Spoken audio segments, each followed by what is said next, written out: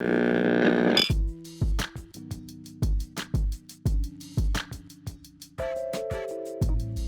right, and last but not least, let's celebrate 20 years of Daredevil. The best movie in Marvel. Yes, a movie that I didn't even know till after the fact. The star of the show, Wallace disowns. Yeah, Right, kinda, yeah. he does not like this film at all. And yeah, the director's cut, the director's cut is not much of an improvement. Agreed. No, there's just. But I saw what they were going for. There's just slightly more violence and I think one subplot that gets re-put in, but like. Otherwise, if it's not naked, just to see how much dead people on the cast. Then who wants to watch that? Just to see how many dead people on the cast too. Jeez, oh God. but yes, as I was saying, right? So as we mentioned, director's cut. Yes, we will be talking about the R-rated director's cut. I will confess that I never saw it actually, but what I will do, right? Similar to my previous reviews of Ghost Rider and Blade, I will just mention what I liked about the film. Y'all could interject, of course, and then afterwards y'all could share the thoughts and stuff on the film, right? But to begin, we'll just start off individually in terms of how we got into this film in the first place, right? So of course, it was the 2000s, right? Right. We have to make that clear, right? It was the 2000s, right?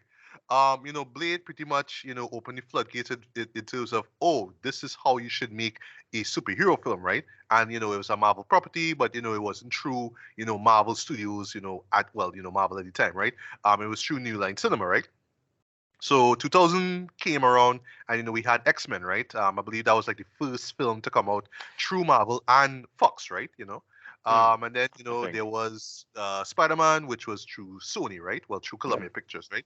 And with Blade predating both of those at New Line. Right. Yes.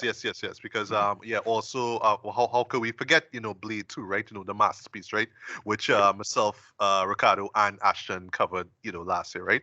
But 2003 happened, right? And I just remember hearing about Daredevil was coming out, right? And Ben Affleck was going to be in it, right? So at the time, right, I wasn't like the biggest fan of Ben, right? But I was no one was.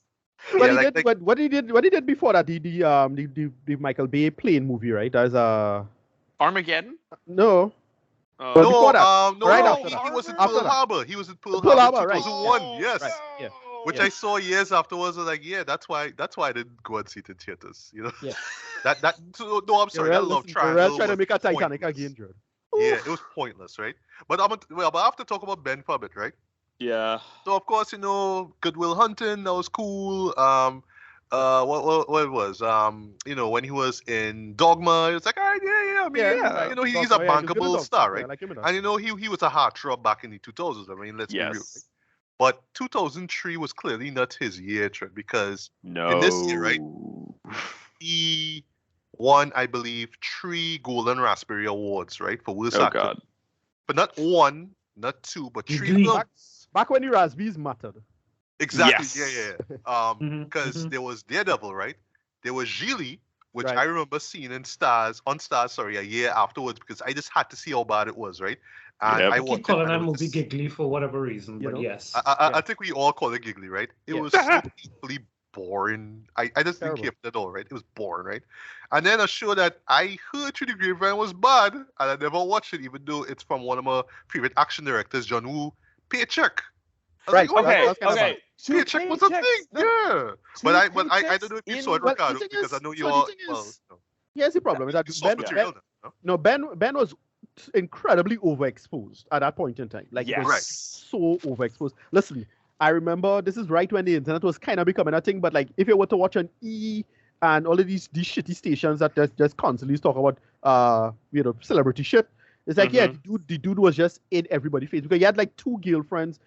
Ben and J-Lo was like just fucking everywhere, and then he had from this he went on to have his relationship with what's she name, the Electrona, right? And it was just him. Right. It was just him just being so overexposed and so ridiculous, and like he had movies that I liked before. So I enjoyed his Jack Ryan run. I kind of enjoyed it. I thought that was. Oh yeah, Sum of All Fears. I saw that. I enjoyed that. Yeah. He had a little small film with Sam Jackson. I thought it was kind of fun too. Changing Lanes. Changing Lanes, yeah. Like I remember that. Was really good. Yes. Yeah. Because I just remember the trailer. And the trailer was pretty cool with him holding up the thing, the cross to change your tires. Like it's like, oh shit. You just keep like it's like little stuff like that that's just funny as hell. He had reindeer games. Not bad. Yeah. But that was right. Yeah. The beginning of the end was Pearl Harbor. Like just how they try to frame him. Oh yeah. They really try to make another Leo out of him. Pearl Harbor was real trying to be. Oh yeah. Was real trying to be what do you call it? Real trying to be a Titanic, and that was the first cracks. But you enjoy Jay and Silent Bob Strikes Back. You enjoy the little stuff. But then when 2003 hit, where they think they're going to hit this stride, complete backfire. And this movie is an example of that shit. Oh, definitely. There's this thing, I was actually thinking about this because I think Hollywood's kind of had this problem since the 80s where, because Hollywood is always just a little bit out of touch, like,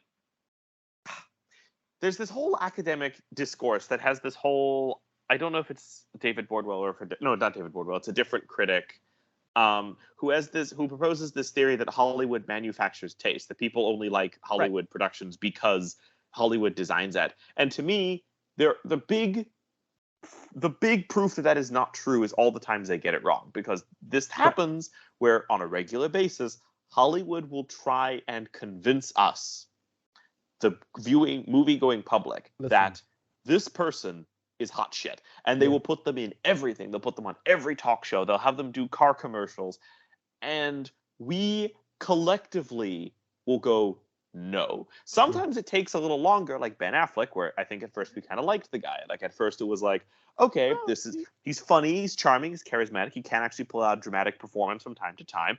And he and Matt Damon, in my opinion, are actually underrated screenwriters, not just Good Will Hunting, but Last Duel. Right. But then you get people who like James Corden. Who remembers when we ever liked James Corden?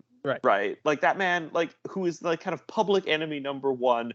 Everyone hates this man. I love the petition that was going around for him to not be in the Wicked movie that they're making. Like, there's an actual petition with thousands of signatures to make sure that he's not in that movie. So Hollywood just does this weird thing where they will it's like you're saying, it's overexposure. It's like, oh, you like this person? Here, have 10 movies. They'll prop them up. Yeah, like who was it? Who was the guy who starred in Battleship, John Carter of Mars, and played Gambit in X-Men Origins Wolverine? Taylor Kitsch, all in the same year. That guy. And you know what's sad about him? You know what's sad about him is that when he was good, he was in True Detective season 2, and I thought he was fucking great in that.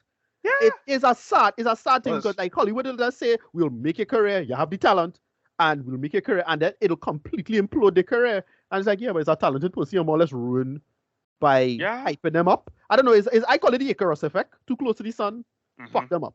They can't come. Yeah. And Affleck, and as like you're talking about with Affleck, this is around the time I remember a Kevin Smith interview where he talked about his rom-com Jersey Girl, which I defend. Jersey Girl is a perfect, if you like kind of rom-coms, romantic comedies, it's a very good kind of working class romantic comedy. I quite like it. But Kevin Smith talks about how by the time Jersey Girl came out in 2004, the anti-hype around Ben Affleck was so toxic that it killed Jersey Girl, and actually killed Kevin Smith's career with it, because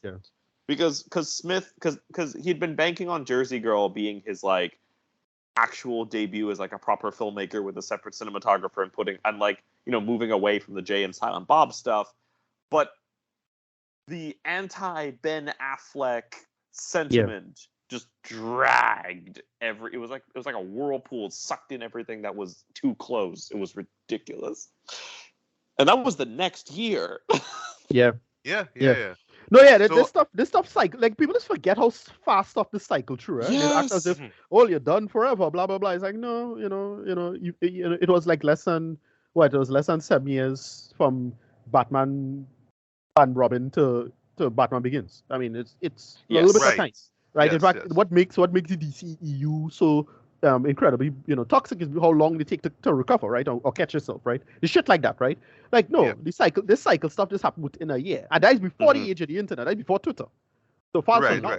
Yeah, go ahead. All right. Well, let me just round up my intro for the film, right? So yeah.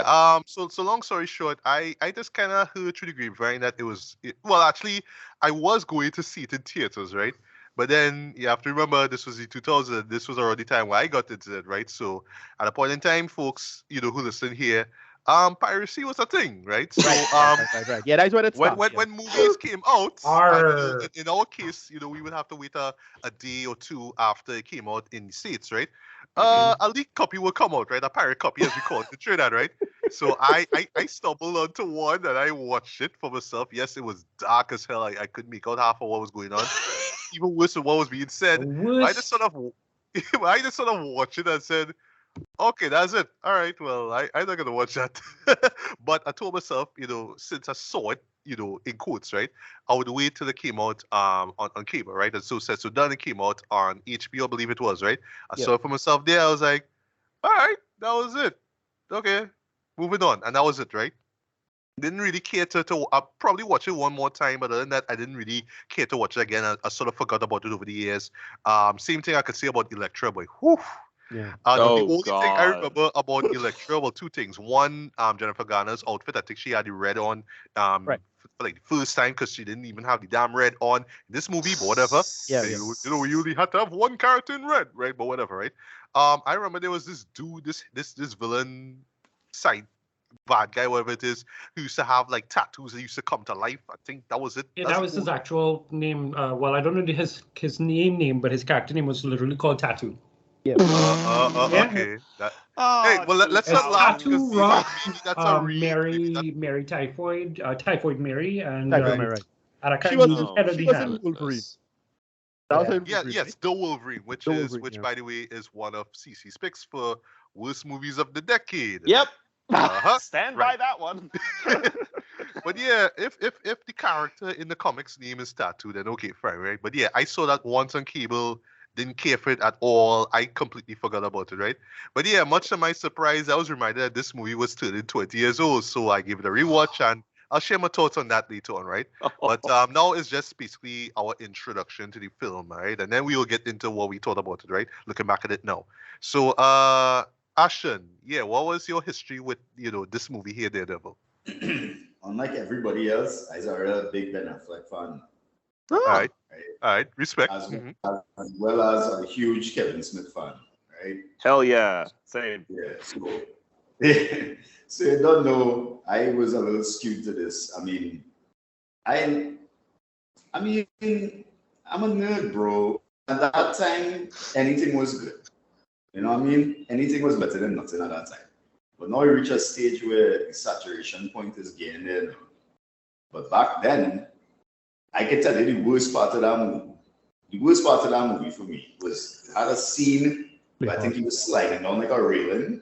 Yeah, the Peel Park. On his feet. Mm-hmm. That was like the one standout horrible part of the movie to me. Right? But other than that, I mean, I enjoyed Daredevil, I mean, that was just me. Looking back on it now and looking at what we have now, it doesn't seem like Daredevil could ever be a good movie. Mm-hmm. But back then they was doing the best of what they had, you know what I mean? So right. That's one thing. And I mean, I enjoyed Daredevil to say the least. Mm-hmm. All right, I imagine you felt the same way about Elektra, right? Nah, I didn't even watch Elektra, but I can't even share my opinions on why, because people might label me all kind of thing. But honestly, dog, I cannot go and get into no action movie that has a female protagonist. I'm sorry. That's just me personally. I don't feel like I feel like none of it is real. Whatever they're saying is, a little trash, rubbish, whatever. And also the size disparity between people and whatnot. Like, I don't know, boy. I don't know. But Elektra was not for me. She barely. You see how you're talking about the color of her outfit? I can't even remember that they had an Elektra movie until you guys brought it up. I know. Jennifer Garner is one of these white women that they try to make happen. Similar my God. Similar to this girl from Seventh Heaven. Remember they tried to act. Jennifer Biel. Jessica Biel. Same bullshit. That? Yeah. Same bullshit. This type of fit white woman that is same way, boy. Look how sexy she is, boy. You love her, Sexiest right? woman ever. No. Like, I mean, she attractive, but like, I don't bad though. Like, you sure? Okay, so basically, so. Like, listen, this movie is really weird. Like, it make a bunch of interesting choices. Like, okay, I think Michael Clark Duncan as the Kingpin is a pretty decent choice. I inspired, right? You know, John Coffey Boss. I was like, what? They have John Coffey Boss in this way? Well, it would. And he was like, what? He played Kingpin? All right, that's an interesting choice, but like because of the size, that's it. They make it work for what it is. This guy playing Joe Pantiano playing was he? Ben. Ben Urich, right? Yeah. Ben Urich, the journalist, right? Not the worst choice. No. Yeah, I don't think he's the one who's the point of view character. He holds the film together. There's a really stupid part at the end of the movie which I hate. Like it's normal, like nitpicky. Like that's not how word works. And I remember not using Mac at the time. I know what you're talking about. Right. Like, is that what Mac does? If you want to like delete the thing, you just space. You know, like the left arrow. Like, come on, man, really? Yeah, you just press it. That's a backspace all of a sudden. Like backspace, right. Yeah, dumb. Whatever. They'll shit like that. Whatever. The movie is like a big style over substance thing, and it's a little dumb shit. Like, you know, for some reason, Daredevil kill a guy with a train, but he decided to put gasoline in the form of 2Ds. So somebody can light it up later. Oh God! Whatever. Like, would that evaporate by the time the police get there? Whatever. I don't know what. Yeah, is lighter fluid? Is what it is charcoal? How that stay there for so long? Whatever. Little things like that, right? It's a style over substance thing. The first action sequence is okay and kind of cool. Ben Affleck fits in the role well. Like he lean, he looks good like a Daredevil. He has the jaw. He kind of it does kind of serve as an audition tape for his Batman. Right. Yeah. A little bit, right. Let's and it's funny to watch well two Batman people in this, right? So Ben goes out to play Batman, but Colin Farrell, right, goes out to play Penguin. He's Bullseye in this. Right. His Bullseye that is so funny. I didn't hate this Bullseye. Oh God. But it's such a cringe Bullseye though. The scenery is being devoured in mouthfuls. Just I just like Bullseye, yeah. And you point. Yeah, and he just looking like he just slightly off kilter the entire time. He's treating his coat like a cape the whole time to like. and then like he what funny is that my boy just he's supposed to be this big villain or whatever it is, but my boy flying coach, yeah? And I just find that was so funny though, like he just murders this woman because she just bothered him. But like, dude, why you flying coach? Like can pay for like a better little things like that. It's like it's so weird just to have these moments of you can just casually kill this old woman with a peanut. That's how good he is. And the ending with the fly with the needle. Like, you're serious? Like, it's a weird fucking movie, Joe. But it's a total the time capsule of a movie. Like I'm watching it and saying, wow, this was 2003. This is what we had. This is what we had. I thought this movie, to be honest, was terrible. Like, but I'll admit, the reason why it's so bad is because it came out after Spider-Man 2. That's why it's so terrible. No, it came out before. No, sorry. It came out after Spider-Man 1, right? Yes, yeah, like right between 1 and 2, this came out. Right, Spider-Man 2 was 2004, right? Sorry about that. Yes, imagine how bad this movie looks now in comparison to Spider-Man 2, right? Yeah, exactly. No, it came out after. No, what happens is that I saw this when I saw the Spider-Man 2 trailer. So I already saw the Spider-Man trailer at the time, or at least the really early trailer, and I was like, all right, well, this is gonna be trash, right? This is like nonsense. Like watching this compared to just seeing Daredevil jump, or like that is one sequence where he decided to like flick up the thing, and it's just a clearly shitty CGI cable in the middle of the thing. It's like, wow, this is. I will talk about VFX in my review, yeah, right? It's so bad. But the movie is like a weird call, and it's a real product at its time. It's trying to be Blade, but I felt if it came out a little earlier, it might have worked. But 2003, it was too late for it. like already we have Spider-Man, we already have like what is supposed to do with this material, and this just felt it really felt like somebody chasing a trend. It's like, oh well, we have Daredevil.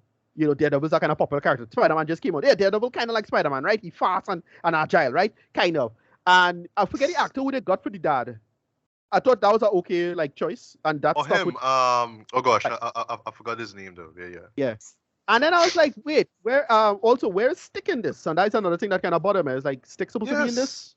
You're right. No Stick. But I think Stick was in Elektra, if I'm not mistaken. I think so. And it's like it's such a bunch of weird calls. They got the priest. They had the priest. And it's like Daredevil.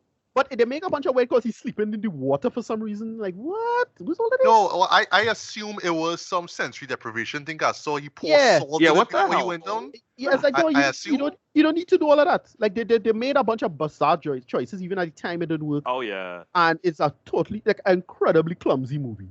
Again, they have a part in it that is just like the dumb Catwoman part in Catwoman. Like Catwoman decided to copy the shit. No, dude. We will talk about that. I know exactly what you're talking about, right?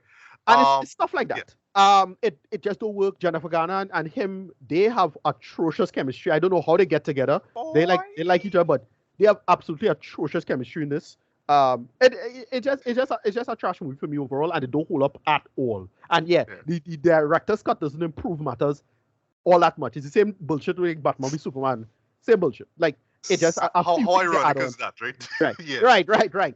Yeah, but yeah. It don't add much, and it not improved. I remember having an argument with a friend. He's like, "Wait, the director's cut so much better." And I'm like, "All right, I didn't see the director's cut. Let me give you a chance because director's cuts is be much better on average." Especially in the 2000s. Like I feel like in the 2000s, Kingdom of Heaven. Kingdom of Heaven. Oh my another God, show. We show can talk about. We were talking about Vin Diesel. The director's cut of Chronicles of Riddick is actually quite solid. Oh, it is. You know, stuff like that, right? But yeah, this director's cut is like, oh well, that's it. All right, no problem. Moving on. Kevin Smith is kind of funny in this, yeah.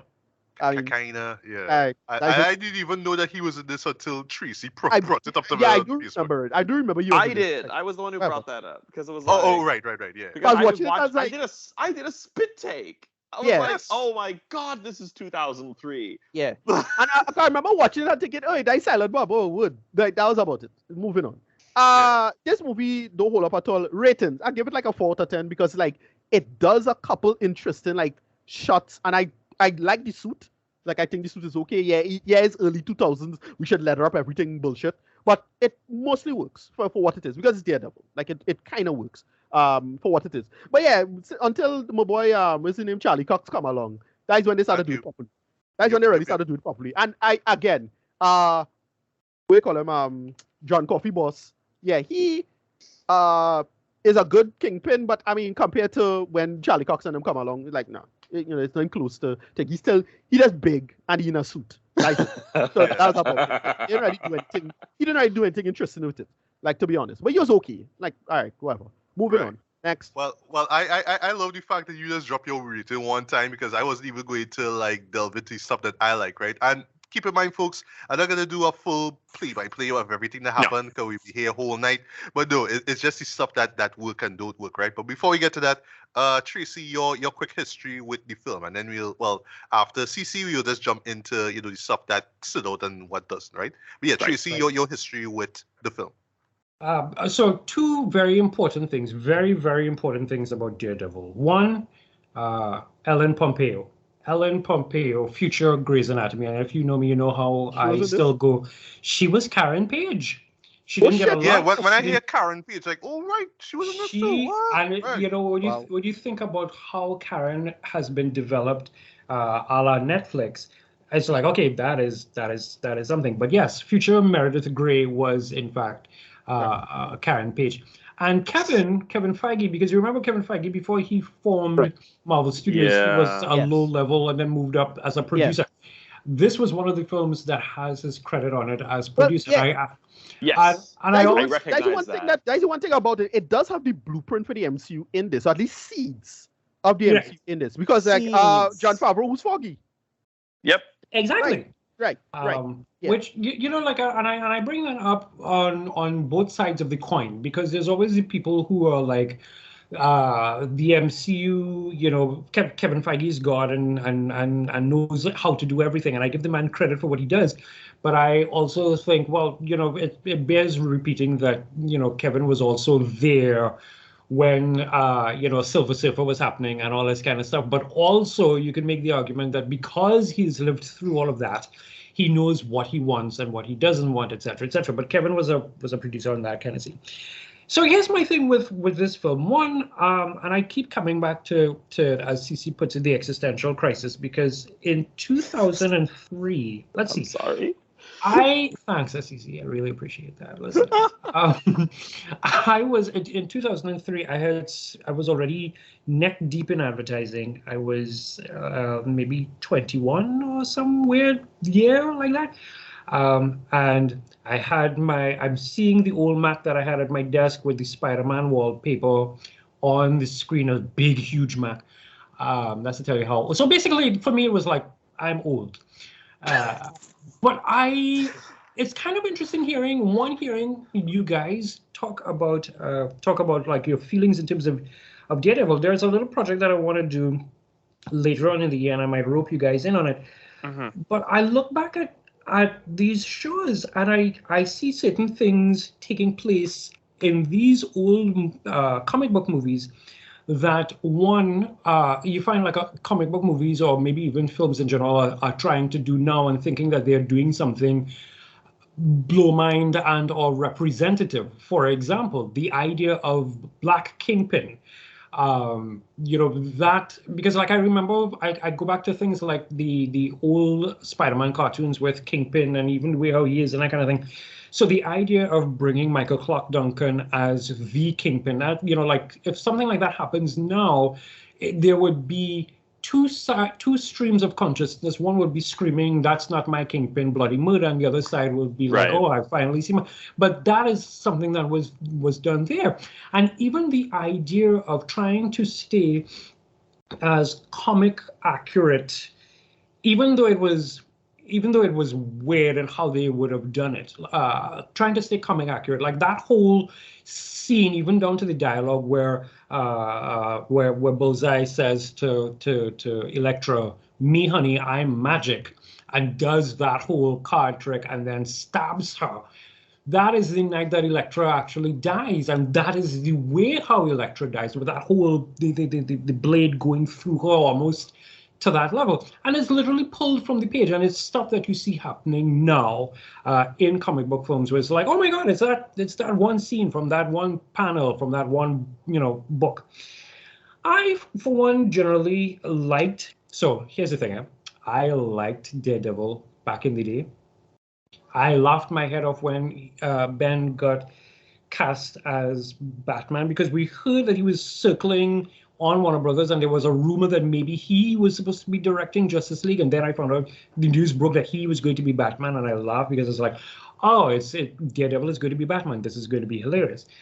But I actually did like Daredevil 2003, and then years later, because now this falls under vintage, so DirecTV's channels would randomly show it on like AXN or something like that.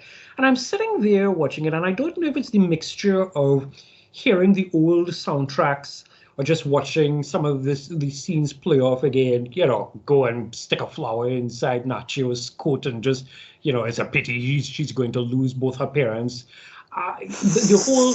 The whole rain making him being able to see, and of course you have to play My Immortal. I'm going to talk about the soundtrack. That. Oh my god, yeah. We have to talk about that soundtrack. I mean, it's just, yes, we do. There is a because it's just coming to my brain. The second Spider-Man film in the second iteration, the Andrew Garfield iteration, there is a song on there, which is Electro's song. And it's like a rock song type something, and it has this kind of almost, because I'm not sure who sang it, but it has this kind of corn quality, and I'm remembering how that literally parallels to the Bullseye fight in the middle of the street where Nachio's, Electra's father, dies, and you just see him running through, and I'm trying to remember the name of the truck. I'll cue it up at some point. But there's that kind of weird parallel. And it's like, oh, the more things have changed, the more they stay the same. Mm-hmm. So therein lies that heights for me. The idea of, Ben, because Ben for me, like later on, he goes and he does these really cool things. Like I love watching him direct and act in Argo. That is one of those movies that I actually would go back and watch at any given point in time. And I'm very excited to see his new spin on this whole the Nike story with Jordan. I want to see how that plays out. But in terms of Daredevil, it has this weird special place. It's not even like it's not even a guilty pleasure, because guilty pleasures would be like, oh, I guess I should watch it, but I don't know. But this is like, yeah, okay, it's happening on the TV. I'll sit down and watch it. I'll sit down and watch somebody. When we start to talk about the soundtrack, we'll talk about the songs of itself. But that one track where we introduce Kingpin and you hear the song singing, I'm an outlaw, and I'm like, oh, okay, yeah, you had to be obvious. I'm gonna talk about that shit too. It's like, you had to be obvious. But it was good for the time that we got. We the 2000s was this weird nebulous time of, okay, what are comic book movies? Are they movies? Or are they just, are they just big spectacle? Do we take them seriously or what? And this happened. It hadn't even been 10 years since Batman and Robin and kind of the low point superhero films of the 90s, like Steel. Like it hadn't even been that long ago, and like the genre was desperately trying to figure out what the hell it was doing at this point. You had on one side, you had Brian, who was saying things like, we can't have yellow spandex in a movie because we need it to be real. We need this to be a real, to be taken seriously. And so you had all the X-Men in black. And then on the other hand, you had bright, leathery red, just doing the mostest. So, there was that weird time. And, we got these sets of movies, and it's just... It still holds a really fun place in my heart, but it's deeply hilarious. So that's me in terms of my feelings in the show. All right, and lastly, before I get to my thoughts, CC, your quick history with Daredevil.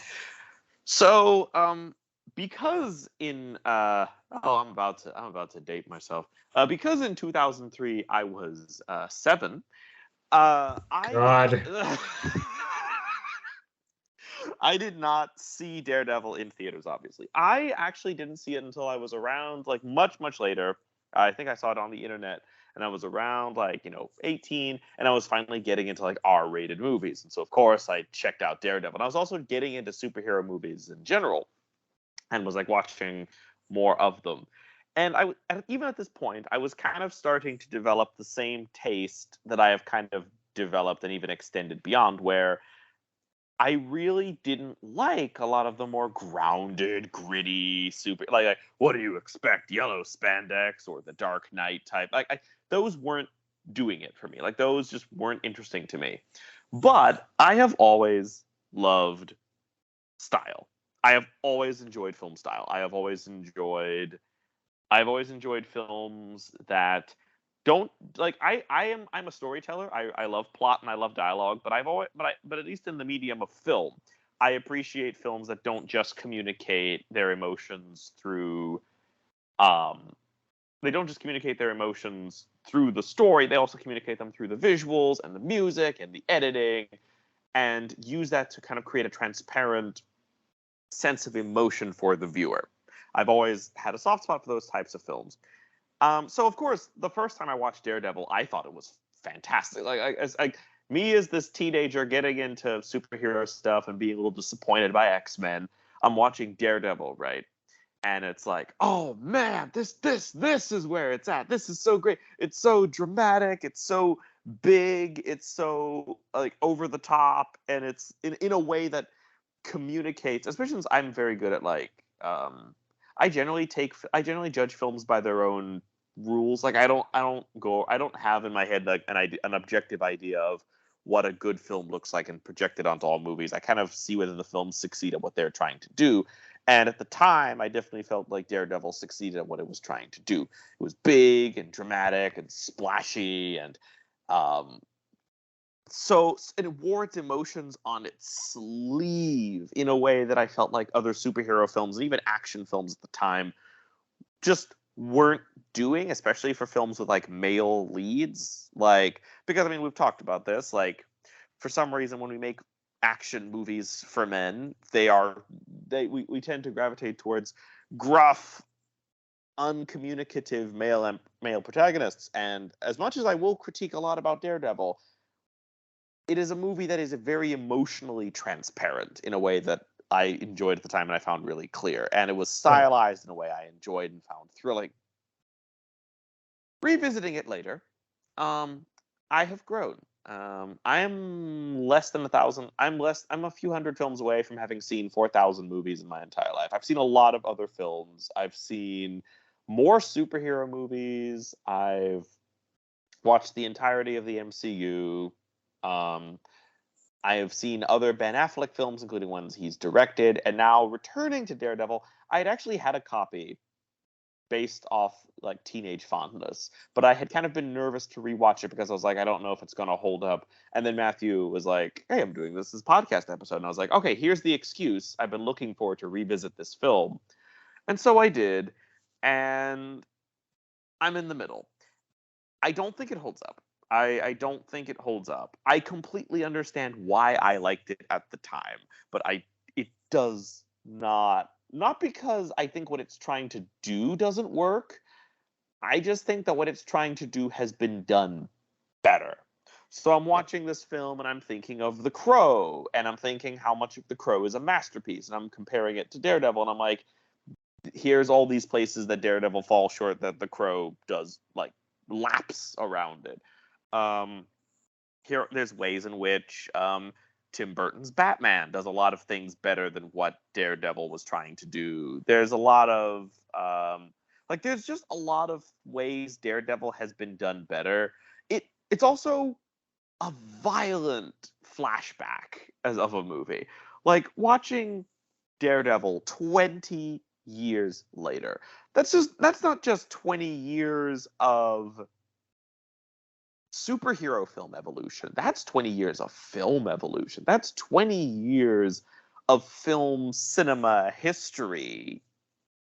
And 20 years later, Daredevil is a fossil, but a fascinating fossil. Like, you're looking at it and you're trying to piece together what function this served in the culture you've unearthed it from. Like, you're trying to, all right. Yeah. Like, I had a flashback when I realized that Jon Favreau's character was the comic relief, and I remembered, oh yeah, in the 2000s, we would have really serious movies with one character whose whole job was to make jokes. Yeah. That's right. And I was like, oh, we don't do that anymore, do we? No, huh? Like, now everyone's job is to be the comic relief. And like, maybe, and like, or we do serious so hard that we don't have comic relief at all. But like, we kind of veer more towards everything as an action comedy. So something like Daredevil, that's quite serious and quite dark, but then one character's whole job is to single-handedly bring the tone up by making jokes all the time. Is like, oh, that's a trend that really has kind of died, hasn't it? The use of style is really interesting because what Ricardo was saying about this is the seeds of the MCU, I completely agree, because you can see where, like, it's so interesting to think about this film in contrast to X-Men, because while the X-Men films are more muted and more subdued and try to be like, this is realistic, this is believable, Daredevil doesn't care. Daredevil leans into being stylized. It's a movie that is actually technically more grounded than X-Men, but it feels more fantastical because of its execution, because it's so over the top, and because it's so, like, not quite operatic in its emotions. Like, I reserve that for films that do it well. I feel like there's a couple moments where, like, Ben Affleck and Jennifer Garner's performances are a little muted compared to what they're like compared to the rest of the tone of the movie. But like, otherwise, it is a movie that's emotions swing pretty huge. Its visuals are huge, and it's a very, to put it succinctly, it's a very emo movie. Right. It's very emotional. Yes, like literally, and not like Evanescence is like the most emo part of it, especially to me. The absolute pinnacle of what this film is trying to do is the funeral scene where they're at the funeral and it's very sad. It's playing My Immortal. And everyone is watching. And then there's the big shot of the white roses over the coffin.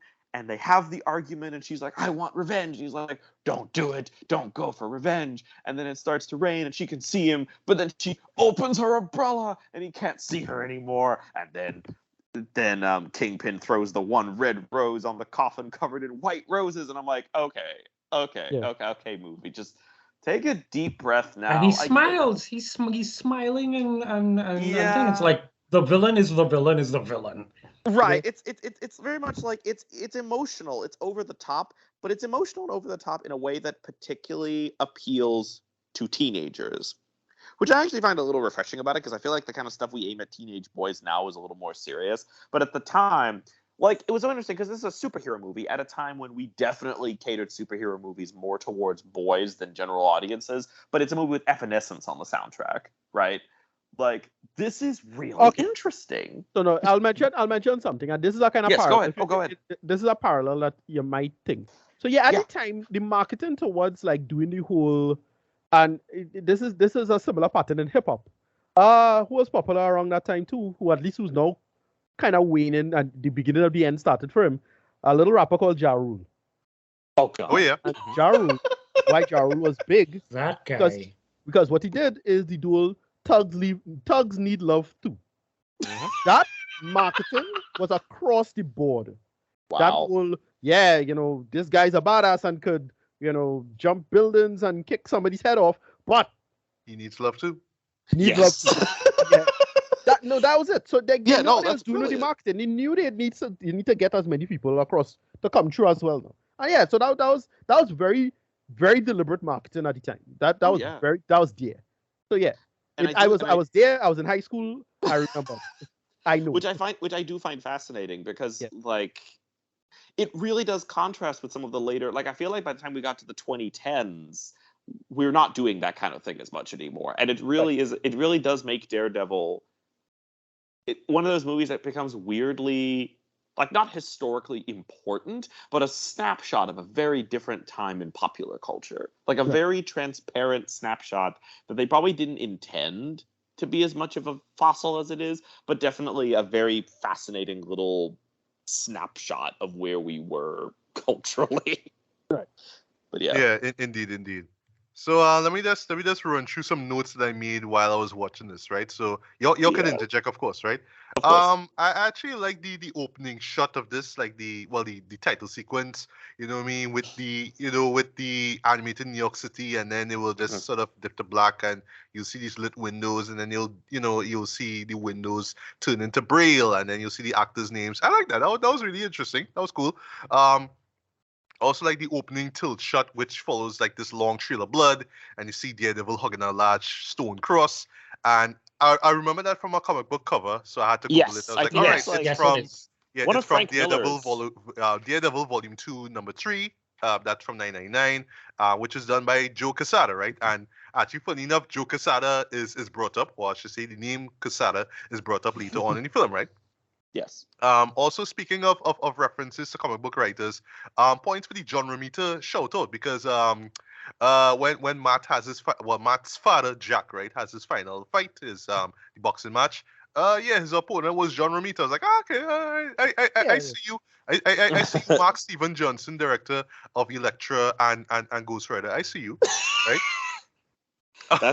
That's a director who fell off the map. Also, like, we were just talking about how they'll do this thing with actors where they give them the world, but that man directed 2 comic book movies were they for the same studio? Were Ghost Rider and Daredevil and Elektra all for the same studio, or were they for someone else? No. Sorry, Ghost Rider is Sony. Okay, and then I think he also wrote but didn't direct that weird Jack Frost, Michael Keaton earlier. But where is he? What happened to? I don't even know. What happened to Mark Steven Johnson?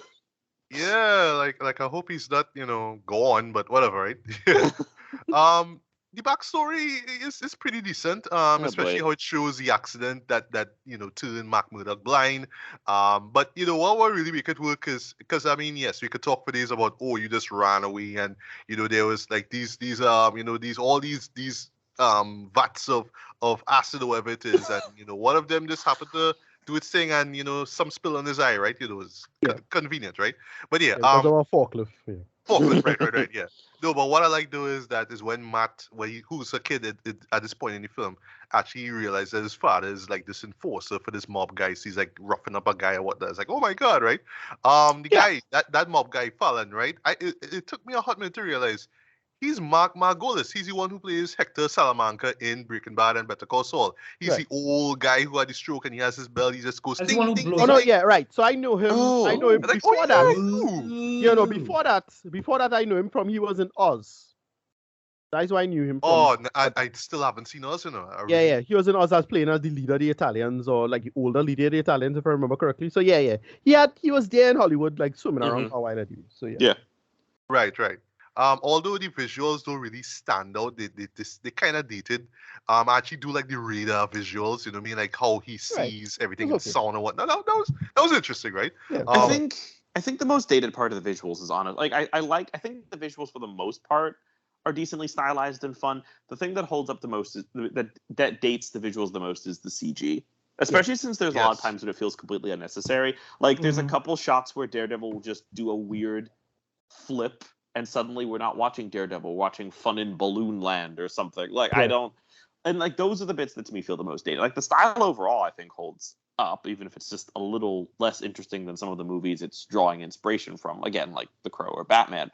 But the CG is really dated. It's very 2003 CGI. Yep. Yeah, and it actually gets worse near the end of the film, right? I actually kind of like the montage where you see Matt learning how to use his powers, you know what I mean, in the city. That was cool.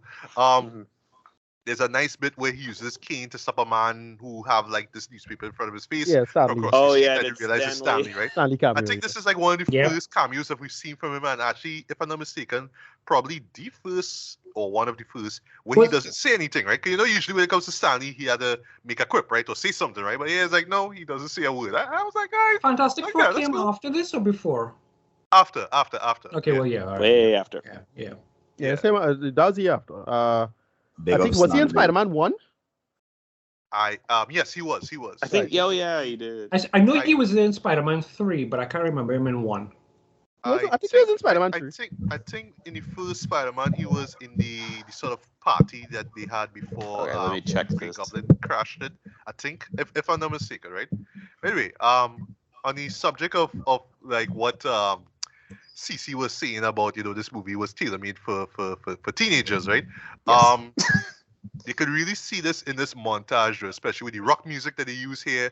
Very purposeful. The fight scene that he has between Matt and these three bullies, one of which actually is Tony Soprano's son. Tony Soprano's like, watching the face, like, oh yeah, you.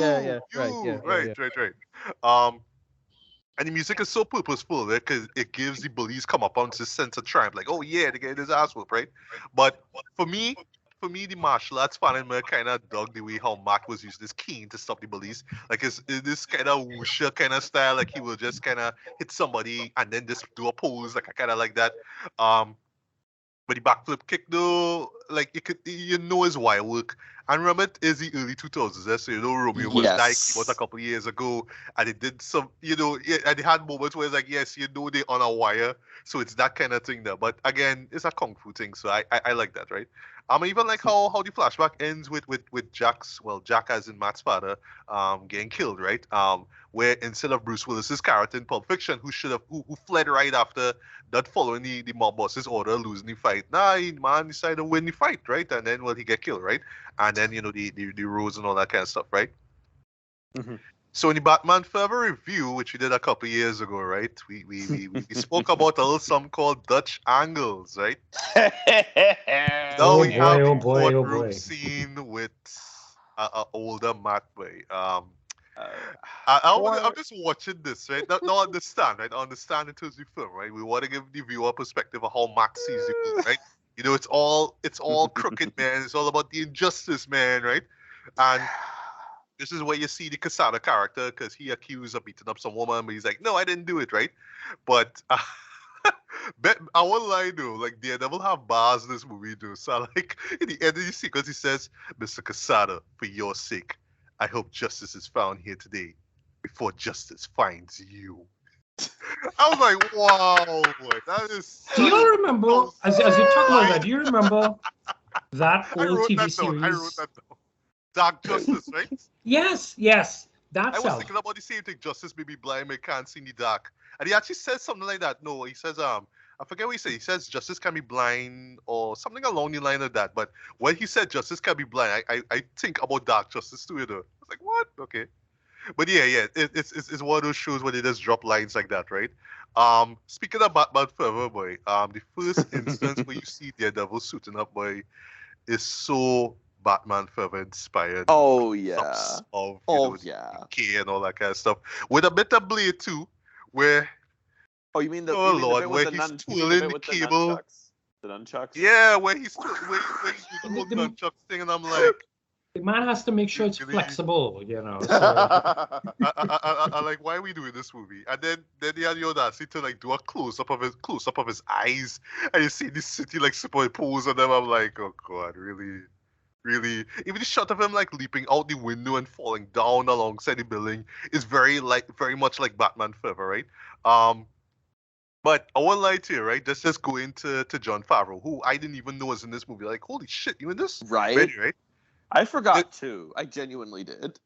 Right. So there's a couple of shots before we get to that suit up scene, right? And it's I had to write it down, right? So there's a medium shot of Matt, right? And, you know, John, who plays Foggy Nelson, right? And they're outside the courthouse, right? So Matt says, "Not tonight, I got," right? And stops there, right? And then the next shot is this close-up of Ben's face, and he's saying, "Work to do." And then it zooms into his glasses. Like, it's a terrible edit, though. Like watch it over. Like, really watch that shot over. It's terrible, because it's not like, you know, one shot, "Not tonight, I got work to do," you know.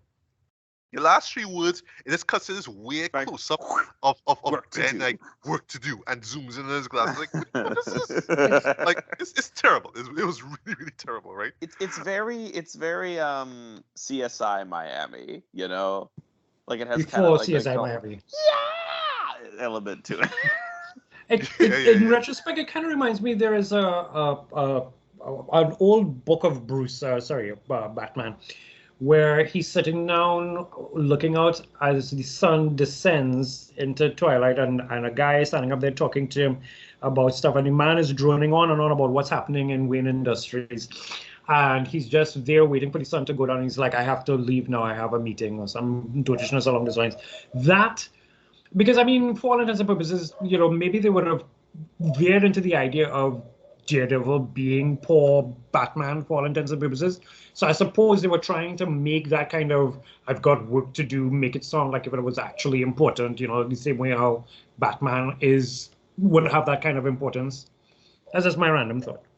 Speaking of Quesada, I kind of like the first big action set piece we have with Daredevil in this biker bar, taking on all these goons while he's pursuing Quesada, right? Yes, it is flashy 2000s action flair, but what I really do like about it, just looking back at it though, is the rather bold sound design though, because yeah, you have like some sound effects that are muted at some points, right? So it's to emphasize the way how Daredevil seeing everything. So case in point, somebody will be firing shots, and then you'll just kind of mute that for like a few seconds, and then you'll just cut back to like another scene where the shooter going. I thought that was really interesting, right? But they had to get real edgelordy with it though, because remember, it's the early 2000s where we have Daredevil walking slowly over 3 pool tables that are lit on fire for reasons, right? Towards Quesada, right? And then he stops and he's like, "Quesada, time to give the devil his due," right? I love for reasons. What is that? Oh, yeah. And I have to go back to what Ricardo said, way. And the show just so edgelordy, though. Like, right after Daredevil gets Quesada killed, right? He has time to leave this DD-shaped, like, I don't know, kerosene mark or whatever. I don't know. Just in time for Ben Urich's character to spot in quotes, right? By throwing a match onto the floor. Like what? That's the bit that most directly cribs from The Crow, honestly. Like, that's the bit that most directly cribs from The Crow. And it's so funny because in The Crow, it's almost, okay, it's a supernatural film. You can almost excuse it. In Daredevil, it's, wait, I didn't even know his insignia was the double D. Has he been using that this whole time? Where'd that come from? But y'all can't skip over one of the most important lines with that death. where he tells. I was gonna get to it, but see it. No, go ahead. Well, if you go to that, but yeah, but back to Daredevil. Daredevil got bars. That light at the end of the tunnel. Guess what? That's not heaven.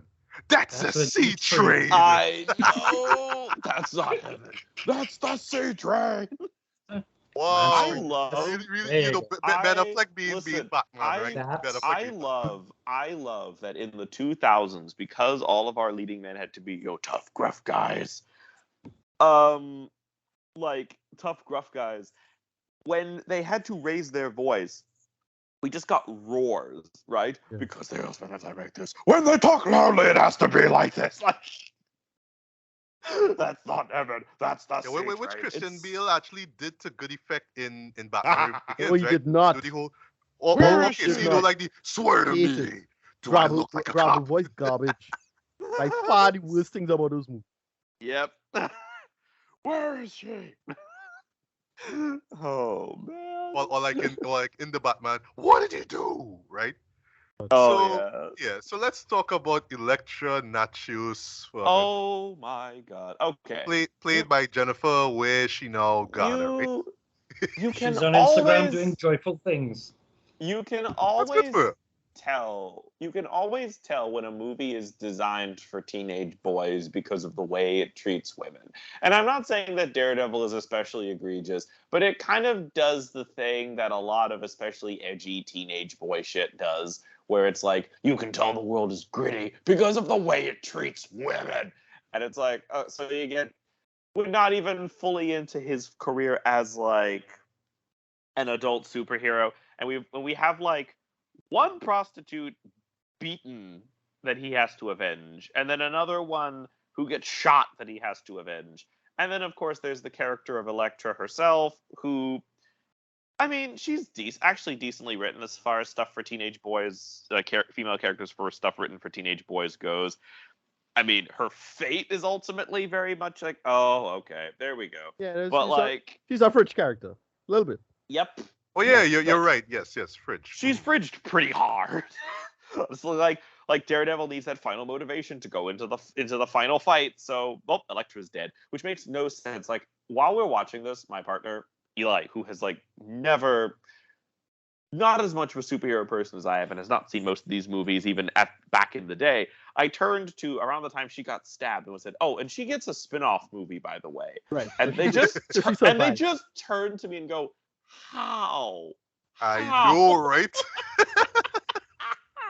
It wasn't like she was like this big standout character. Like, oh my God, the fans love Jennifer Garner so much, so we needed a spin-off film, right? They had to make that white woman gag she career.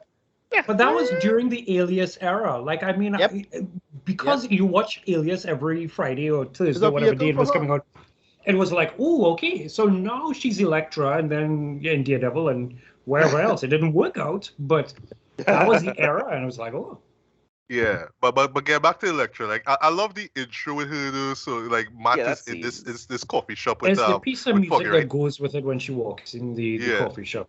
Well, all right. So when I say, so I love, right? I see this like just being ironically, right, in this non-creepy way, also being ironic here, right? How Matt, like, I assume he smells her. Okay, it's like he could see her, of course, right? But I feel like he like get a whiff of a perfume or something. So before she even walks into the diner, he just kind of stops like, oh, who is this, right? And then the music comes in, and then she walks into the bar, into the shop, looking hot and whatnot, right? And we have to talk about that playground fight scene for a bit, boy. So again, I brought up martial arts films, right? And this scene in particular really shows just how influential The Matrix was to pop culture. Okay, yeah, this is, is the sparring room moment, right? Where, yes, we have to test your fighting skills. That's exactly what it is, right? Oh, yeah. But I was also in a thinking playground, the kids before we get to your city, right? But it's in a playground, right? Near to some kids, right? Who just mind your own business, just playing basketball and shit, like. They by the swings, they by the seesaws fighting. And I just say, like, watching this scene, like, all right, and I understand, to the show's credit, right? This is the light-hearted moment. We want to make it fun. Is these two heartthrobs? Let's just sell this moment here. But it was just cringe though. But it was funny cringe to me. I was like smiling and that dumb grin on my face while I was watching this, right? What make it even more funny is when the kids stop what they were doing and then run in onto the fence like fight. I'm like, in what world? In what world? And that is the part for me. There is no world, as far as I am concerned, where kids will see two adults fighting and be like, you know what? I think I'm gonna go and cheer this shit on. Like, you know, someone yells fight. Why? Because what? Two grown white people fighting? What? Why? And I'm sorry, Ben is straight up creepy here, because like, you know, he's like, oh, like, where you going, and you know, all that kind of stuff there, right? And she says, "Don't touch me," and he proceeds to continue touching her. Yes, and then the fight begins, right? But I'll close with this, right? At least it's not as bad as the Halle Berry / Benjamin Bratt basketball scene in Catwoman. Like okay, that is high tier cringe. This is cringe, but it's fun cringe. I'll give it that. But admittedly, it's just unnecessary in a movie that's going for dark and grim. But you know, it's the 2000s, so again, we have to make things kind of lighthearted, right? So that's what it is, right? Anyway, let's talk about Kingpin Bubbit, right? Yes. Played by the late great Michael Clark Duncan, right? Rest in peace. A man who had a fascinating, a sadly short filmography, but oddly fascinating. Like the films he signed on to do were all weird and interesting. Yeah, like he was in Friday. I think it was in Life. I think it was, if I'm not mistaken. Ricky Bobby is the best little side role. Oh yes, he was in that. He was in that Talladega Nights, right? Yeah. So back then, right, because of how early superhero movies were, it is like changing the look of a character. I had no issue back then with Mike playing this, you know, Wilson Fisk, right? But why have his big introductory scene be set to Nerds Lap Dance? Right. Yes. Like what is the sword? Like yes, I forgot about it. Yes. Like remember that song blew up, right?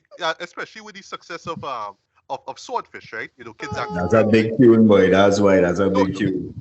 Exactly, but like, dude, that is like a stripper anthem, Dread. So why you have, you know, the big bad guy and he's just standing up, you know what I mean, like in front of the window with a cigar. I think it's just because of the single line, "I'm an outlaw." Yeah, I'm an outlaw. Break on the draw. But I think that's pretty much it. Like of all the rap songs, though, Lap in Dance, the world. Like that song totally spoiled what would have been a truly impactful moment in the film, Dread. Like, sorry, right? I love how that moment is because I'm less familiar with rap hip hop, and so I am just learning this now, and now that scene is ruined for me. Now that scene is.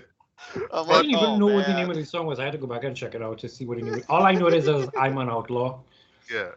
But it was weird enough when it was in Swordfish, but in Daredevil too, man. I mean, but to be fair, it was a big song. It's a huge song, right? But whatever, right?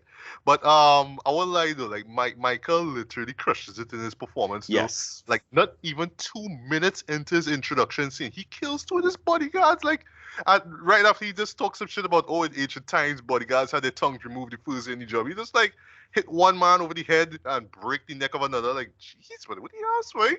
You know what I mean? Like, I think it's like one of the rare occurrences where you see like a comic book villain like really be bad, like so early in the film. They're like, jeez, boy, right? But what I will confess to, I find that he was unfortunately underutilized, man. I felt like he was just the big threat, like, oh my god, you know, Kingpin, but you don't see enough of him in the damn film, right? But anyway. You also don't see him do much else, like outside of the Daredevil stuff and the subplot that gets cut from the theatrical version. You don't really see him actually doing much in the way of crimes. Like, you don't see what crime in New York and Hell's Kitchen. They did the whole Jack Napier thing with he's the one who killed his dad. That was but like. That I don't mind, but like weird. What was his big goal? His big goal apparently was to be the big kingpin of crime, but he didn't want to be known. So, you know, he go into this public event with Electrofada, you know what I mean, Real Taunton and whatnot, and like I'm not a criminal, look at me, right? But his goal is to be the kingpin. It made no sense. I'm very like, it's like I am the shadowy underworld. super crime boss who no one knows exists, but I'm also one of the most public, like least obvious crime bosses you will ever not suspect. Like I had actually forgotten that that it's a whole plot point that like no one knows who the Kingpin is and it's mystery. Like he's kind of an urban legend. He's like the alligators in the sewer and Daredevil, and it's like, is he though? It seems like everyone kind of agrees this man exists. Yeah, dumb. Yeah, dumb. So just to talk briefly about the director's cut, right? So yes. Coolio's in this movie, right? Yeah, right. So first Batman and Robin. Now he's a Daredevil. All right, okay. But R.I.P. to Coolio though, like for real, right? But yeah, this is the stuff that was cut out, and it makes sense why. He's this guy accused of murdering this prostitute, right? Which, for me, leads to one of the film's biggest flaws, though: pacing. Yes, I understand you want to see Matt be a lawyer and do lawyer shit, right? But those courtroom moments in that director's cut, though, just they're so drag this film, though, to a screeching halt. Oh my god, like wow, like there's no point to it, though. You know what I mean? Even and it all kind of ends with, it was Wilson's friend, or confidant, if you will, henchman. I'm not sure. Yeah, kind of that does it. Like, all right, okay, well, I don't know, right? So let's talk about Bullseye for a bit, right? I mean, he was one of the best things of season 3 of Daredevil, right? And still to this day, I absolutely love season 3 of the Netflix Daredevil series, and I was so happy. I was waiting to see season 4, and then Netflix was like, nope, canceling that shit. Like, fuck. Because season 3 was amazing, right? But anyway, right? But yeah, going back to what Ricardo say, he's played by another the Batman alumni, Colin Farrell, right? And now Oscar nominee, right? Now, during Oscar Farrell's peak, like I was watching the roundtable for the Hollywood Reporter with like all the other leading actors, and he talked about how this was the time in his career when he was kind of on fire, and he was like Ben Affleck, he was everywhere until Alexander. But like this was the Alexander Singh. That shit. Alexander Singh. This was because he was discovered pretty young by Joel Schumacher, I think, in Tigerland, and everything was going great, and he was in film after film after film, and a lot of them were hits. Even films like this that were kind of like a little less. Boots, but then it was good. It was like okay. Yeah, Phone Booth was cool. Phone Booth was cool. Yeah, it was short, but it was cool. It was cool. Yeah. And then Alexander. Yeah. Oh boy, Oliver Stone, boy, how could you, right? But But get back to music, right? I do like the choice, the song that they use here, which is "Top of the Morning to You." That's from House of Pain's album, Fine Malt lyrics. Sorry, that which is my go-to album when it's St. Patrick's Day, but that's another story. But yeah, I actually like the sequence here because it's just Bullseye. He doesn't even say anything, but he just like similar to Kingpin. Like in about 2 minutes time, we just see just how vicious this man is, right? But I love the setup of the dart contest, and it ends with Bullseye taking these like metal pins and throwing them directly at this guy's throat, though. You know what I mean?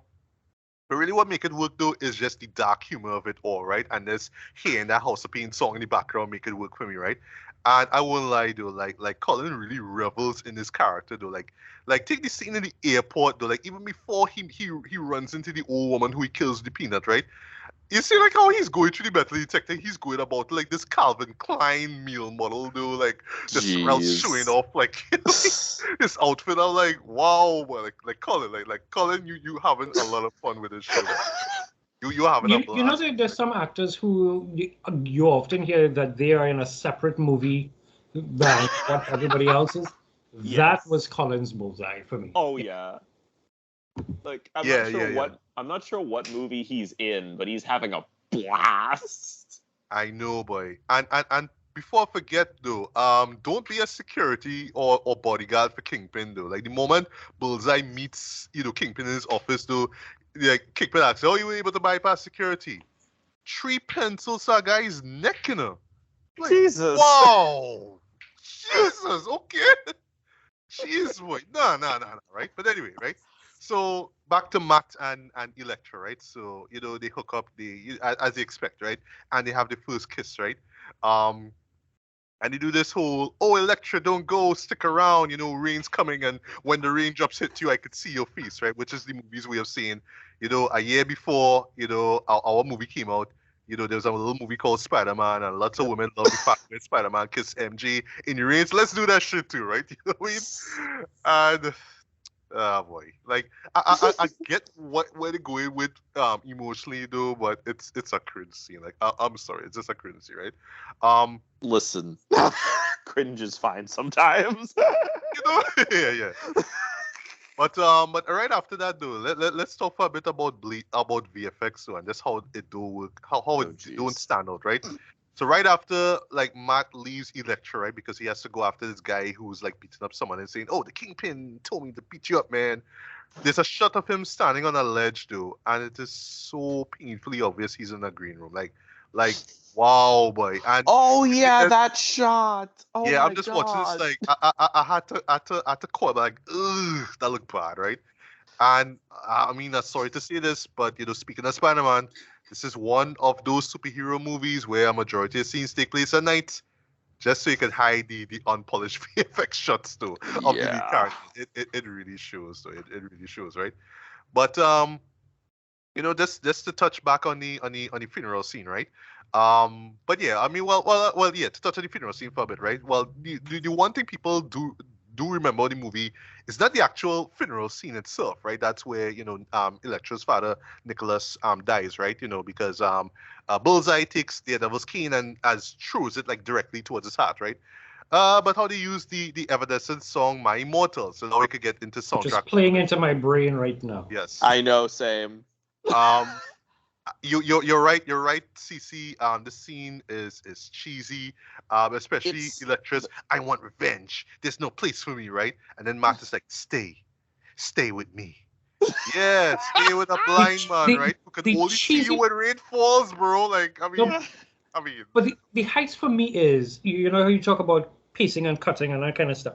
Yes. After she says that and he says, "Stay with me," there is a kind of a slow-mo as he flips the glasses off of his eyes, and his hair is already wet, so it has this kind of weird matted, like dog hair matted kind of effect. And he moves the glasses off, and they slow it down a little bit. It's like it's slowed down a little bit to see him moving the glasses to show, like he's into it. And before she goes and gets the umbrella and cover it, that part for me, not even Evanescence could have cured, because I looked at it and was like, was that particular choice in editing necessary? But okay. Yeah, but touching on the umbrella, I actually like that idea with with the umbrella to kind of block her face, so the face looks like a silhouette and whatnot. I was like, all right, that's interesting. That's really interesting, right? But yeah, ultimately, what saves the scene though is "My Immortal." Like the song still holds up, and it kind of make a really cliched and cheesy scene watchable. I'll give it that much. Oh yeah, no, I will like. Do not misunderstand me. I do not criticize this scene. This scene is just, to me, and if someone said, "What's Daredevil like as a film?" I would just show them this scene. Like, that's what I'm talking about. Like, it's a perfect little capsule of everything Daredevil is about, from the performances to the music to the drop to the drama TM, like everything. Like, this is just a nice little portrait of what Daredevil as a film is like, Right. And speaking of Evanescence saving a scene, yes, let's talk about "Bring Me to Life." Save me, which plays during Electra's suit-up sequence. This song was fucking everywhere. Boy, everywhere. Okay, so from our even being and Ricardo's, right? There was we saw EMV after EMV. Well, after EMV. Just set to this song. It's just set to this song. At some point in time, there was like a video game trailer that had this song. I have a feeling there was, but I can't remember, right? But yeah, that shit was all over the place. There's so many anime edits to this. God. Oh my God. I mean, here's the thing. I was 7. I still remember stuff set to "My Immortal" from this time period. Like, I remember like 7, 8, maybe 9, maybe as late as 9. I remember stuff like, I remember family friends of ours who had slightly older kids who were like really into it, like making their own little videos to it. And it's like when the song played, I was like, oh wait. I remember now. Took you back with that one. Boy, to be honest with you, like as I said, Daredevil for me at the time was good, right? But I could never revisit a movie like that, to be honest. You know what I mean? So I mean, like I haven't seen that shit in so long. I just take in what you're saying because it's like filling the blanks. I was like, oh shit, Julio was in it. Oh shit, that was in it. Oh shit, Evanescence players. Yeah, so I mean, like I can also say that the Bullseye character, that cheesy thing that they did, like putting the actual bullseye on his skull now, like on his forehead now. That was wild. That was real. I was like, yo, this is mad. Like this man is walking around in public. This is dumb. I know it. And he's proud of it too. He's like, yeah, look at me. Bullseye. Ha, yeah. Bullseye. Yeah, the man also literally says to Kingpin, I want a costume. You know, so he wanted a whole costume. Which two things. One, you're not already wearing a costume. Two, they never follow up on that. Like, nope. I want a fucking costume. And then we never hear anything else about the costume. Yeah, that apparently was on the cutting room floor. Probably they just forgot to shoot, or probably they couldn't afford a costume. Like I don't know, whatever. Right? Which is so wild because again, the costuming in the movie is already so comic book like. Right? It's already so over the top and comic book like. I mean, this is why I think that like not putting Elektra in red is weak because like all the other costumes are like especially Daredevil's and even some of the like random like these aren't actual clothes henchmen wear. These are costumes these are like henchmen costumes. Like so you're telling me they couldn't just throw Bullseye in a second suit? But then again, the thing he's wearing is already a costume. You know, yeah. But yeah, back to that bring me to life sequence though. Yes. It is cheesy AF too, right? But for me, right, this going back to the whole martial arts stuff. If you look at it like one of those opening sequences, so like a martial art film, right, where you see the lead character in the sound stage and he's just performing some kind of kata, but in this case here is an apartment with sandbags and a set of Evanescence. Tell me you did not want to have sandbags. This kind of works. It kind of works. I swear up to what it was when I sat down and I rewatched it. I was like, you know, if I had a real live garage, like a space, I mean, I think the most hilarious thing about it, and looking back at it, is the red paint, nail polishy looking version of the Daredevil mask on the sandbag at the end. Oh my God. The idea of for me it was the idea of actually the obstacle course of the sandbags in her very expensive, I might add, apartment, because that apartment looked like 2 years of my salary. And it's like that. I looked at it and I was like, that sandbag shit. I like it. I like it. It's weird. I like it. But yes, Evanescence was a mood in that particular. Yeah, but what I would have done without though is a couple of cutaways and Matt suiting up to of like why are we doing this? Like, I was expecting is this supposed to be Elektra's moment? So why we cut him back to Daredevil though? Like I don't like understand. I was genuinely expecting this was going to be a parallel suiting up sequence. Like, I was shocked that it didn't cut to him putting on his own suit as well. Like, the setup for it felt like it was there. Or even, like, I don't know, throw in Bullseye putting on a suit or something. Yeah, like have all three of them suit up, right? That would work, and you have a great song playing in the background, right? But yeah, again, you know, Evanescence's song saves what is essentially a cheesy AF scene, right? But yeah, just wrap it up here, right? So we get the fight scene between Elektra and Daredevil. That was cool for the most part. Her leather outfit is cool for the most part, right? Personally, I prefer the comic book, the comic character version. You know, like but what she did have a black era though, didn't she? In the comics, didn't she have a black era and a white winter, kind of bikini looking something as well? I just always associated with white and red, never black. But this film just gave us black, right? Even in the TV series, like that outfit looked cool, but I don't know. It was just something about her having leather just kind of turned me off a little bit. Like it should be like ninja cloth, you know what I mean, as opposed to leather. But it's the 2000s, right? So I just adore the fact that. Well, actually, I have a comment about this scene, but then a part about this that ties into the overall film. But I love that she is murderous, homicidal, gonna kill him. They're like, I'm gonna kill, you're my father's murderer, and then takes his mask off, dropped. Like, not even a how could you, just immediately just like, oh God, no, I didn't mean to. It's like, girl. CC, as you brought up that though. So yeah, she's hell bent on killing the man who killed the father, right? And stabs Daredevil in the shoulder. I'm like, what? Like, why did they stab the dude in the heart or something? And then It's an do the whole artery. unmasking shit. Like, no. Stab him in the Artery shoulder right and said, there. I want to look in the face of my father's killed before he dies. I'm like, what? But yeah, she apologized for stabbing Matt. I'm like, I get it from an emotional level, but this makes no sense. That made no sense. I was expecting she would have this moment of anger of like, Matt, you're my father's killer. Like, I was expecting like the cognitive disconnect kind of like betrayal. I wasn't expecting her to immediately be like, oh, Matt, you couldn't possibly have been the one to do it. I must have been wrong this whole time. All right, never mind. Like, yeah, nothing. Wait a moment. Yeah. But the thing I was saying, and this ties into this actually ties into what you were saying about the costume. One of my only critiques with this film, I think it ties into the pacing thing you're talking about, is that this film is overloaded, right? So I feel like one of the big problems with superhero films in the 2000s is that because we didn't know if we were ever going to get sequels for these movies, there was kind of an impetus to put in as much stuff as possible, right?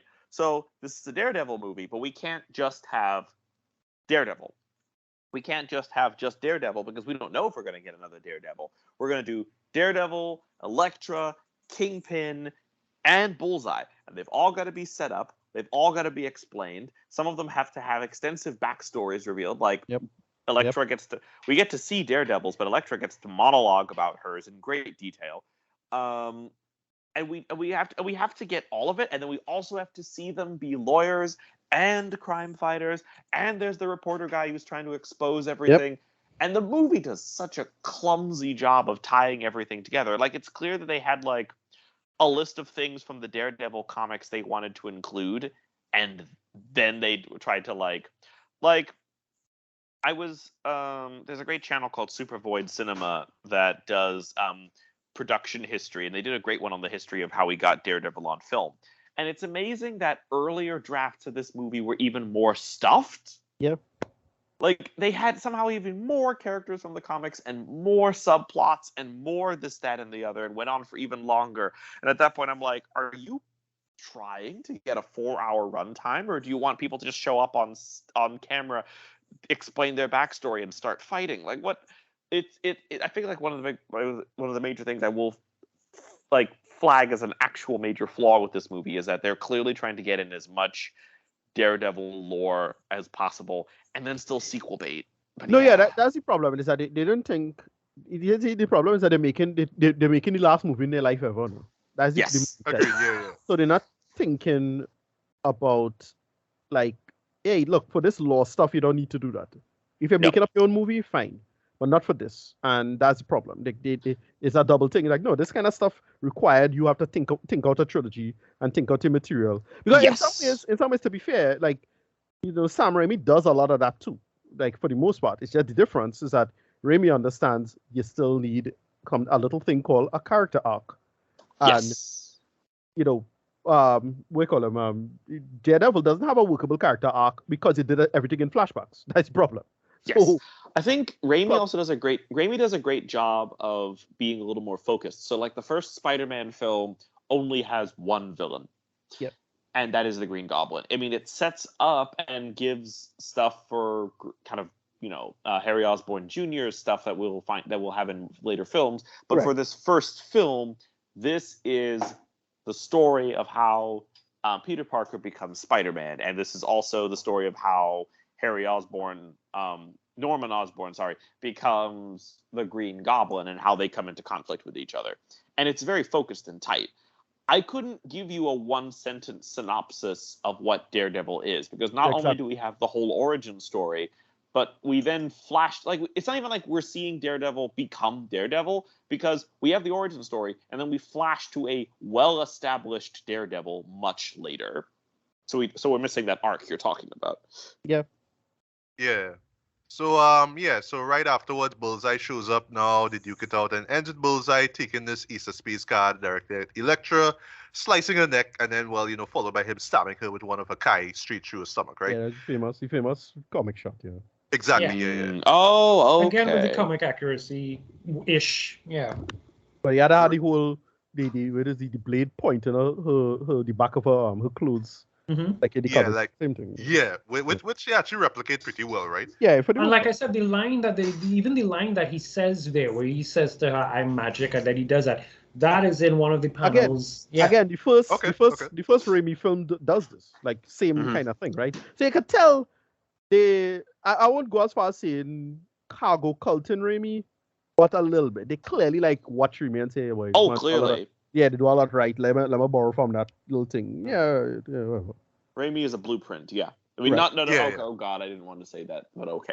I don't want to. No, it's too late. It's too late. Damn it. Raimi is the blueprint. Hashtag. Yeah. Oh no. Right.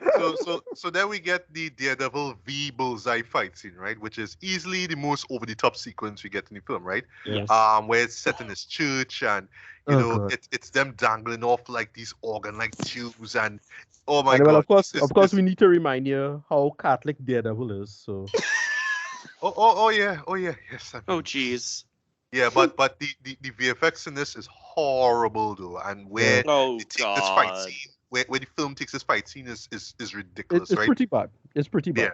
Yeah. It's like, the moment that took me out of it though for me was them like literally there's a moment not Daredevil, but Bullseye like literally like running on the wall a little bit while the same organ like tubes. I'm like what? But then for me the one big takeaway from this though is Bullseye taking these like large shards of glass, yes, and showing them at Daredevil, right? But it's how he catches it with his hands, though. Yeah. I go back to Spider-Man.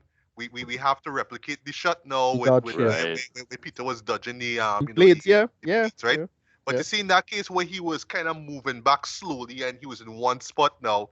Daredevil just decided to do backflips. There's backflip until Bullseye stops. Until Bullseye throws the last one. It's like you throw it all, so I win. Haha. I like, are they serious? Like, serious? Like, what? But anyway, but I won't lie though, the way how Bullseye dies is pretty badass. So with the sniper bullet going right through both of his hands, I was like, all right. And then Jesus, that was and then Daredevil like throwing him through a window, and he falls face first into Uric's windshield, and Daredevil got them bars, so he's like, Bullseye. In that case, I'll let that line slide. I'll let it slide. It's good. It's good, right? Show mercy. Show mercy. Show mercy. Right? So finally, I love how all of the swagger is gone. Like he gets a sniper bullet through his hands, and all the swagger, all of the Bullseye. Then immediately it's mercy. Oh my hands! Oh my hands! Oh no! What do I do now? Right. And then, well, last but not least, now we have the climactic Daredevil vs Kingpin fight, right? Right. And yes, by a long shot, it's the best fight scene in the movie. There's one part of this I really like. There's one part of this I really like. You say what? When you say I'm from Brooklyn, you wouldn't understand. That's funny. Yeah, no, I'm from the Bronx. You wouldn't understand. The Bronx, right? I would. I like that. Right? No, I like that because like. I'm a bit of a sucker for it's a trope bordering on a cliche, but the main conflict is technically over, but the hero and the villain kind of have to have one last final fight, and like both of them know it and they both kind of prepare for it. It's a cliche, it's been done to death, but I'm a sucker for it. And even on rewatch, it's easily one of the best scenes in the movie. Like it's one of the best scenes in the movie, yes. Partly because Michael Clarke, because the whole film has been building up how huge and powerful and strong Michael Clarke Duncan is, and so when you see him getting ready, you are hit with this sense of oh god, it's about to hit the fan now.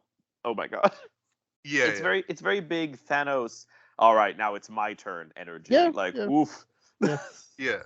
But just the structure of the sequence, the choreography. I also like the use of rain. Well, not so much rain, but sprinklers, right? Where where Daredevil could actually see, Kingpin, right? Yeah, that totally works. So I also like how the outcome, right? I thought it's pretty satisfying with Matt refusing to kill Wilson, right? Even though he realized, he's the guy who killed my dad, right?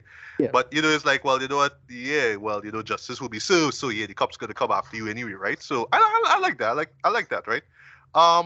And then this guy pretty standard outro, so it's like, you know what, going back into the grind, I'm still gonna be a hero, gonna still kick ass or whatnot. And then when you see Ricardo with, writing the story, like, yes, I know who you are, Daredevil. I'm gonna let the whole world know because I'm a reporter. And yes, you do the whole cliche thing where he's in front of his desk and he's just typing, he like, I don't know, like first like 2 paragraphs in. He's like, all right, you know what? I'm just gonna backspace everything and then feel all dramatic. And then on top of all that, sorry, Ricardo. Well, sorry to cut you there. And then on top of all that, come outside though. Yeah. And then see Daredevil there is like, go get him, Tiger. Like, I will let that slide too. Yeah, go get him, Matt. Yeah, go get him, Matt. But still, though, like, it's a go get him, Tiger line, though. It lends itself to the question because if Matt has this heightened sense and he can know all these things that are happening, like Matt's whole purpose was really just to stand up on that building, and let Ben figure out for himself if he wants to write the most explosive article of his career. Is like that kind of. Yeah, I mean there could be a crime going on right now, but I just I need to know. Who I am, you know what I mean? Yeah. Okay, but now that he's not writing the article, okay, phew. So let me get back to my night job, right? Okay, right? Yeah. Back to business. All right. Crimes are happening. Yeah, that's pretty much it, right? But yeah, in closing with this film though, I can understand people say it because we've been covering the director's cut here. I can understand people say that it is an improvement over the theatrical cut, but after echo what Ricardo says, similar to BVS, yeah, this really doesn't do much. I felt the stuff involving Coolio and this whole murder thing just dragged the film, and it just really showed. Just for me, just looking back at it, what really does not work in the film, right? But to be clear, just looking back at it now, I do appreciate it now in terms of the evolution of the superhero film genre, right? Where it's like, all right, we don't own Blade, so we don't want to just cater to kids and teens, so let's try to do something a little edgy now. Let's try to get a little dark now. Let me do something a little bit different here. I do applaud the ambition with it though, but it was just not so much a misfire, but it was just let down by just terrible VFX and just weird character beats and writing choices and all that kind of stuff, right? But it was the scene of a great film here though, but it was just swept up in and you could chalk it up to the times too, right? So yes, we have to make it kind of emo. We have to reference the Crow in a sense, right? Like like look at Daredevil's lair. That is kind of like sort of like a Crow kind of thing, right? In a sense, right? The use of new metal music, right? In that way too, and I didn't even want to talk about the soundtrack though, like if it's neat or whatnot, but for what it is, it fits the tone of what they're going for with the show, right? So I can't really hate on the soundtrack, right? And well, I mean, they actually incorporate 2 Evanescence movie songs into it, right? So think about that, right? They got 2 songs for the band, right? And put it in this movie, right? So yeah. Well, we have Fuel inside this soundtrack for crying out loud. Won't Back Down from Fuel, and Saliva and all that kind of stuff. It was a real 2000s movie. Yeah, real product of its time, right? Yes. I do understand where Ben more or less disowned the film. I can understand why though. But I think for the most part he did a good job. Not a great job, but a good job. You could tell even throughout this film is like, yo, I really want to be Batman, but I'm sorry, nobody making Batman movies. And I'll close with this. I have a sneaky suspicion that Christopher Nolan watches and say, all right, I'll just hold back a few years and maybe one day if Warner knocks on my door and says, okay, we want you to make a Batman movie, yeah. I feel like he just watched Bits' movie and say, okay, I'm gonna improve on what they did wrong here. I'm gonna really give you a dark superhero movie, right? And the rest is history, right? So yeah, for me, just looking back at this movie, like initially, I would have given it a 2.5 out of 5, see if you want to. But now, see the director's cut, and after 20 years, I'll be charitably enough, sorry. I'll give it a light 3 out of 5, right? It's alright for what it is.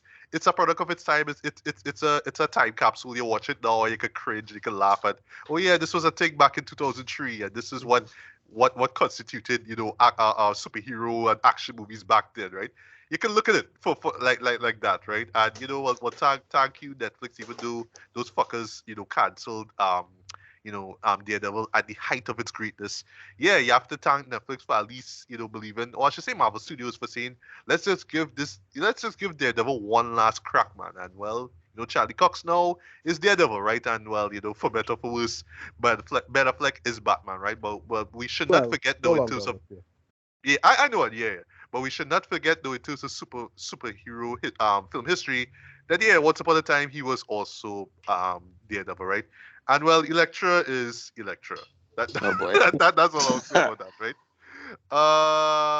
Ashton, any final thoughts on rating? You want to give it a rating? Daredevil. It's a movie. It is. It is. That is the most Harry Styles answer I have heard in a long while. What would you rate it then? Yo, I mean, it was a mid movie. I enjoyed it. I would give it like 1.5 canes out of 5 canes. Ouch! That's a cane to the face, anyway. Jeez. I give it points off, like. Yeah. I mean, for what it's worth, I mean, Affleck did his thing. He did his thing, right? Yeah. Listen, you always have to remember, right, that actors can only do so much with shitty scripts, Shitty scripts. Yes. True. Garbage script. I mean, like, the script is shit. They ain't gonna Garbage script. Yeah. There's and the script is not doing him favors. As he says well, Tracy, you could when you see a point, you could actually give your final thoughts and reason, and then CC, since he since they own this film, I actually not sure how long they're gonna keep it after this conversation here, but CC can six off, right? But Tracy. Yeah. No, there's something that Ashton said there that reminded me. There is a commentary in Armageddon where Ben apparently asked Michael B. why, why would you have, these oil people go up in space? And basically, he'd tell him, shut his mouth, just shut up and do it as I ask. And so, to the point of actors and the weird things that come out to them, sometimes it's a weird hand. I am inclined to give this, a C bordering on a a C bordering on a B minus. One, I still, like I said, when I see it sometimes circulating, if it's still on, I might sit down and watch it because it was Royal Heights. The soundtrack alone, or rather the evanescence of it, elevates it maybe a little bit more than it needs to, but I still will come back and watch it. And like I said, there are things that they did there that the quote-unquote modern comic book audience, might either lose their shit about one way or just get on ridiculous another, and I always find that hilarious. So for me, it would be a C bordering on a B minus kind of something. I would still sit down and actually watch Daredevil with all his monologues in the beginning and all that kind of randomness at all. All right. And to close things off, CC. I'll just ask this question before you get to your final thoughts. Will you be selling that DVD of Daredevil now? Oh yeah. Oh yeah. Daredevil is to quote Ashton Ben. Daredevil is a movie. But no, Daredevil is a movie that is an absolute product of its time, and it is kind of fascinating as a product of its time.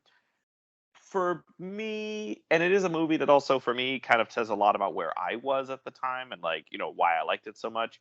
But it's interesting to look back on something you liked when you were much younger and a little kind of more of an adolescent yourself, and going back at it as an adult with a job who pays taxes and going, yeah, that was a time and a place that I no longer am in, And I think that that's not bad. I think that adolescents maybe there are worse things, I suppose, that adolescents could really be into than Daredevil, but I think we've had, I need to see the Netflix show, but from what I know from Daredevil fans, it is a better adaptation of the material. It's a better adaptation of the material. There have been better superhero movies. There have been better stylized superhero films. there are just a lot of films that do what Daredevil is trying to do better, and there's not enough that Daredevil does on its own well, is the problem. It's fascinating as a time capsule and as this little snapshot of what pop culture was like in 2003. Again, the Kevin Smith cameo threw me for an absolute loop. I did an absolute spit take, because that to me felt like one of the most 2003 moments in the whole movie, because it's like, oh, this is back when Kevin Smith having a cameo in a movie was like that would be like a, oh my God, guys, it's Kevin Smith type moment right before, Jersey Girl and kind of the stumbling from there. But Daredevil for me remains a fascinating little time capsule. But as far as for me, I'm probably not going to rewatch it again, and I need space in the collection for other things. So this is unfortunately 2.5 out of 5 or a 5 out of 10. It tries and it does some things, but it lands very much in the middle. Not bad. It's not Elektra bad, where I can't, where I forget it right after. I've only seen Elektra once, and the day after watching it, I had forgotten most of that movie. And most people I've seen who talk about it have the same problem. It's not Catwoman bad. It's not Steel bad. It's not even Ghost Rider bad. It just falls squarely in the middle of being decent, but there are a lot more films that do what Daredevil is trying to do much better. Agreed.